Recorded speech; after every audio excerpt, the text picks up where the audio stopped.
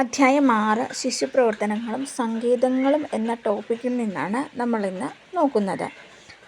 അപ്പോൾ 3 വയസ്സ് മുതൽ 6 വയസ്സ് വരെയുള്ള കാലഘട്ടം എന്ന് പറയുന്നത് കുട്ടികളെ സംബന്ധിച്ചിടത്തോളം അതിപ്രധാനമാണ്. അവിടെ അവരുടെ പഞ്ചേന്ദ്രിയ വികാസങ്ങൾ ദ്രുതഗതിയിൽ നടക്കുന്ന കാലമാണിത്.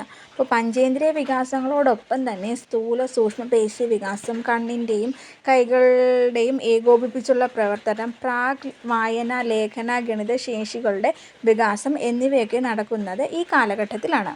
പ്രീ സ്കൂളിൽ കളിപ്രവർത്തനങ്ങൾക്ക് വളരെയേറെ പ്രാധാന്യമുണ്ട്. അപ്പോൾ ശിശുവിഹാര കേന്ദ്രങ്ങളിൽ ഒരുക്കുന്ന ഓരോ കളിപ്രവർത്തനവും ശിശുവിൻ്റെ സമഗ്ര വികസനത്തിന് യോജിച്ച രീതിയിലുള്ളതായിരിക്കണം. അപ്പോൾ നമുക്ക് അതിൻ്റെ സവിശേഷതകൾ എന്തൊക്കെയാണെന്ന് നോക്കാം. അപ്പോൾ പ്രീ സ്കൂളിൽ ഉപയോഗിക്കുന്ന കളിപ്രവർത്തനങ്ങൾ ആനന്ദദായകവും രസകരവുമായിരിക്കണം, പരസ്പര ബന്ധിതമായിരിക്കണം, പ്രകൃതിയുടെ നിലവാരത്തിന് യോജിച്ചതായിരിക്കണം, ഭാവനയും സർഗാത്മകതയും വളർത്തുന്നത്, പരസ്പര ബന്ധിത അഥവാ ഉദ്ഗ്രഥിത സമീപനത്തോട് യോജിച്ചത്, അതുപോലെ തന്നെ പ്രാദേശിക വഴക്കമുള്ളതും ഫ്ലെക്സിബിളുമായിരിക്കണം.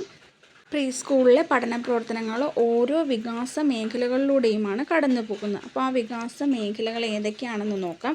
ശാരീരിക ചാലക വികാസം, വൈജ്ഞാനിക വികാസം, സാമൂഹികവും വൈകാരികവുമായ വികാസം, ഭാഷാവികാസം, സർഗാത്മകവും സൗന്ദര്യാത്മകവുമായ വികാസം. ഇപ്പോൾ പ്രീ സ്കൂൾ പഠന പ്രവർത്തനങ്ങൾ ഇത്തരത്തിലുള്ള വികാസ മേഖലകളിലൂടെ കടന്നു പോകുന്നവയാണ്.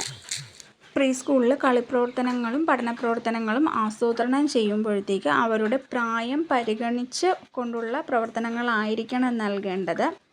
ചില അനുഭവ പ്രവർത്തനങ്ങൾ എല്ലാവർക്കും യോജിച്ച തരത്തിൽ ആസൂത്രണം ചെയ്യാൻ സാധിക്കും. എന്നാൽ ചിലത് കുട്ടികളുടെ സ്വീകരണ നിലവാരത്തിൽ മാറ്റം കാണുന്നതാണ്. അതുകൊണ്ട് തന്നെ ഓരോ പ്രായത്തിലുള്ള കുട്ടികളുടെ വികാസ മേഖലയിൽ ഉണ്ടാകുന്ന മാറ്റങ്ങളെ പരിഗണിച്ച് അതിൻ്റെ വികസനത്തിന് സഹായകമാകുന്ന തരത്തിലുള്ള പഠന പ്രവർത്തനങ്ങളാണ് പ്രീ സ്കൂൾ കുട്ടികൾക്ക് നൽകേണ്ടത്.